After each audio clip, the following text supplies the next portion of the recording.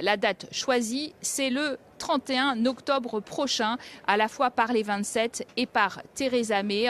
C'est le report de ce Brexit à une date qui est plus favorable aux Européens, puisqu'on considère que même si des élections européennes devaient se tenir au Royaume-Uni, même si 73 eurodéputés devaient être élus à nouveau dans l'hémicycle de Strasbourg, venus du Royaume-Uni, eh bien cela n'interférerait pas trop avec la construction européenne, le projet européen et le futur de l'Europe, puisque la nouvelle commission doit commencer après le 31 octobre. Et donc c'est l'exécutif européen qui prend les grandes décisions.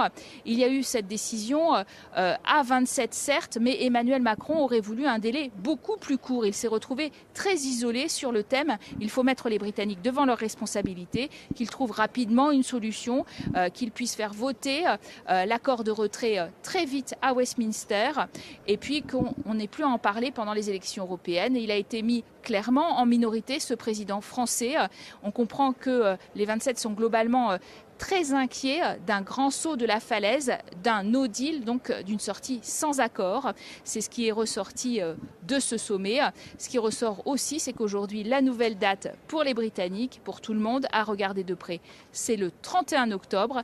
Ça éloigne tout de même les préoccupations du Brexit des fameuses élections européennes qui auront lieu, je le rappelle toujours, du 23 au 26 mai prochain.